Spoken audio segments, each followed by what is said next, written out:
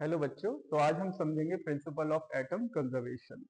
सबसे पहले बच्चों समझ ले कि ये जो एटम कंजर्वेशन का लॉ है ये based on conservation of mass है।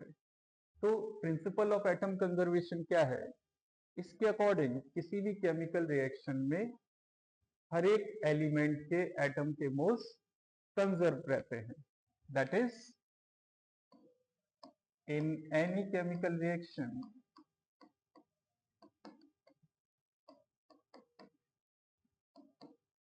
the number of moles of atoms of each element remain conserved. Okay, इसको हम एग्जांपल के थ्रू समझते हैं। मान लीजिए एक हमने रिएक्शन ली KClO3, इसको हीट किया, इसने बनाया potassium chloride and oxygen.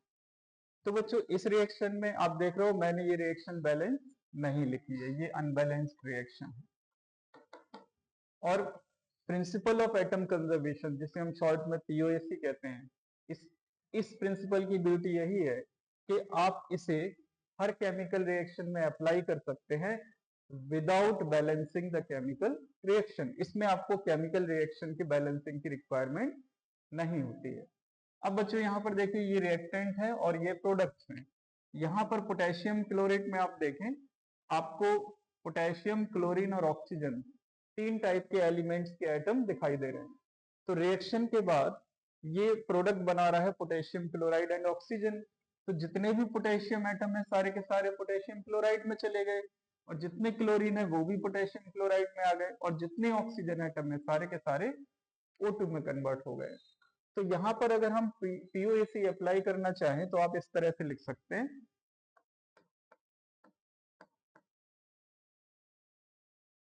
For example अगर मैं पोटेशियम के लिए POAC लिखता हूं तो आप लिख सकते हैं moles of potassium atom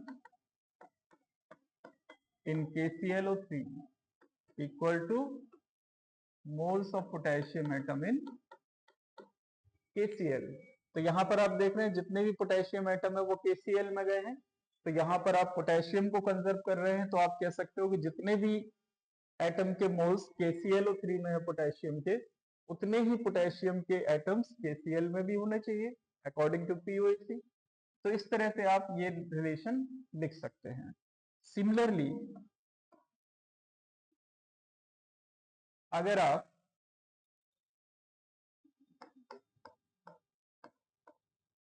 chlorine के लिए लिखना चाहें, क्लोरीन के लिए भी आप कह सकते हैं moles of chlorine atom in KClO3 equal two moles of chlorine atom in KCl। तो यहां पर भी आपने देखा बच्चों POAC आपने अप्लाई किया, और इस तरह से हम इन दोनों में क्लोरीन के एटम के मोल्स को इक्वेट कर सकते हैं। Next thing is oxygen. आप ऑक्सीजन के लिए भी प्रिंसिपल ऑफ एटम कंजर्वेशन यहां पर अप्लाई कर सकते हैं। आपको पता है सारा का सारा ऑक्सीजन एटम किस में कन्वर्ट हो रहा है? O2 गैस में। तो यहां पर अगर आप ऑक्सीजन के लिए POAC लगाएं तो आप लिखेंगे moles of oxygen atom in KClO3 equal two moles of oxygen atom in O2।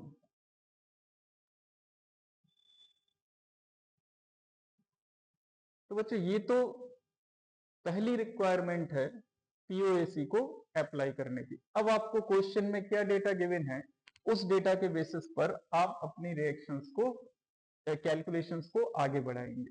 तो इसको हम एग्जांपल्स के थ्रू समझेंगे बच्चों। तो यहां पर देखिए मैं जो एग्जांपल ले रहा हूं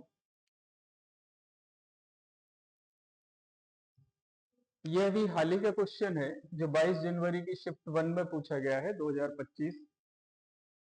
इसमें आप देख रहे हैं बच्चों 180 मिलीग्राम ऑफ ऑर्गेनिक कंपाउंड एक गिवन है जो किसी केमिकल रिएक्शन में सिल्वर नाइट्रेट से रिएक्शन कर रहा है और सिल्वर क्लोराइड का प्रेसिपिटेट फॉर्म कर रहा है। आपको बताना है कि ऑर्गेनिक कंपाउंड में कितने परसेंट क्लोरीन प्रेजेंट। ओके, तो बच्चों वैसे तो इस क्वेश्चन को करने के लिए ये केरियस मेथड का क्वेश्चन है, आपने पढ़ा होगा बेसिक ऑर्गेनिक केमिस्ट्री में, तो आप वहां पर एक फॉर्मूले से भी इस क्वेश्चन को सॉल्व कर सकते हैं। बट यहाँ पर अगर हम पीओएसी लगाए विदाउट नोइंग कि क्या केमिकल रिएक्शंस हो रही हैं, बट आपको पता है कि जितना भी क्लोरीन है वो कंजर्व है, कंपाउंड का सारा क्लोरीन किस में कन्वर्ट हो रहा है, सिल्वर क्लोराइड में। तो हम केवल प्रिंसिपल ऑफ एटम कंजर्वेशन का यूज करके without knowing the actual reaction इस क्वेश्चन को सॉल्व कर सकते हैं। देखिए कैसे, आपके पास ऑर्गेनिक कंपाउंड है और ये ऑर्गेनिक कंपाउंड सिल्वर नाइट्रेट से रिएक्शन करके ये क्लोरीन का कंपाउंड है, सिल्वर क्लोराइड प्रेसिपिटेट करते हैं। आपको वैल्यूज गिवन है, ऑर्गेनिक कंपाउंड 180 मिलीग्राम,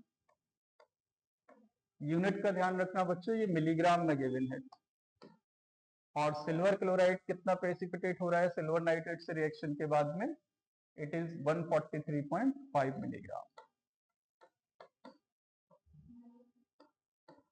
ओके, आपने कोई भी बैलेंस कंप्लीट रिएक्शन नहीं लिखी है, बट आपको बस इतना पता है कि इन रिएक्शंस में क्लोरीन एटम कंजर्व रहने वाला है।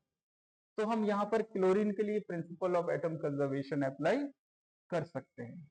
कैसे बच्चों, आप लिखेंगे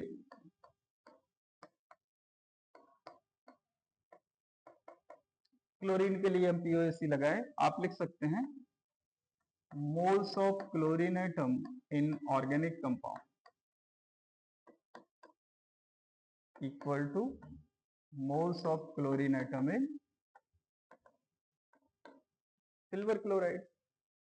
अब यहां पर देखिए बच्चों, ऑर्गेनिक कंपाउंड में क्लोरीन के जो मोल्स होंगे, आपको अगर यहां पर क्लोरीन एलिमेंट है और एलिमेंट के मोल्स निकालने का फॉर्मूला आपने पढ़ा है, mass in gram divided by atomic mass. तो क्लोरीन के लिए मोल्स ऑफ क्लोरीन एटम आप क्या लिखेंगे, mass of chlorine atom divided by atomic mass of chlorine. Atomic mass of chlorine कितना होता है बच्चों, 35.5। अब यहां पर देखिए moles of chlorine in silver chloride. अब बच्चों यहां पर देखिए आपको सिल्वर क्लोराइड दिया है 143.5 मिलीग्राम। क्या सिल्वर क्लोराइड के मोल्स के फॉर्म में आप क्लोरीन के मोल्स लिख सकते हैं, लिख सकते हैं। देखिए सिल्वर क्लोराइड के एक मोल में क्लोरीन के कितने एटम्स प्रेजेंट है, 1 मोल। दैट इज आप जितने मोल सिल्वर क्लोराइड लेंगे उतने ही मोल क्लोरीन भी मिलेगा आपको। तो आप इस रिलेशन को ऐसे लिख सकते हैं 1 into मोल्स ऑफ AgCl। ठीक है, तो इस तरह से आप इस रिलेशन को लिख सकते हैं। अब यहां पर देखें बच्चों, इसको हम सॉल्व करते हैं। W of chlorine divided by 35.5 equal to 1 into AgCl। Silver chloride के मोल्स क्या होंगे, मास अपॉन मोलर मास। तो मास यहां पर दिया है बच्चों, देखिए सिल्वर क्लोराइड कितना प्रेसिपिटेट हुआ था 143.5, बट ये मिलीग्राम में है, तो इंटू 10⁻⁻3 ये हमने ग्राम में कन्वर्ट कर लिया, and divided by silver chloride का मोलर मास कैलकुलेट करेंगे। सिल्वर क्लोराइड का मोलर मास कितना आएगा बच्चों, 108 प्लस 35.5, इट कम्स 143.5। ये सिल्वर क्लोराइड का मोलर मास है, तो डिवाइडेड बाय 143.5। तो इस तरह से मास ऑफ क्लोरीन एटम आपको मिलेगा, ये कैंसिल हो जाएगा, इट कम्स 35.5 इंटू 10⁻³ ग्राम। अब बच्चों यहां से आपने क्लोरीन का मास तो पता कर लिया कि ऑर्गेनिक कंपाउंड में कितना क्लोरीन है, बट आपको कैलकुलेट करना है कि ऑर्गेनिक कंपाउंड में परसेंटेज क्लोरीन कितना है। तो यहां पर आपको ऑर्गेनिक कंपाउंड का मास पता है 180 मिलीग्राम, परसेंटेज आप कैलकुलेट कर सकते हैं। इसको आप मिलीग्राम में ही लिखना चाहें तो आप 35.5 मिलीग्राम भी लिख सकते हैं। तो यहां से percentage of chlorine in organic compound, ये क्या होगा बच्चों, mass of chlorine in compound, chlorine का मास कितना आया 35.5 divided by mass of organic compound that is 180 multiplied by 100।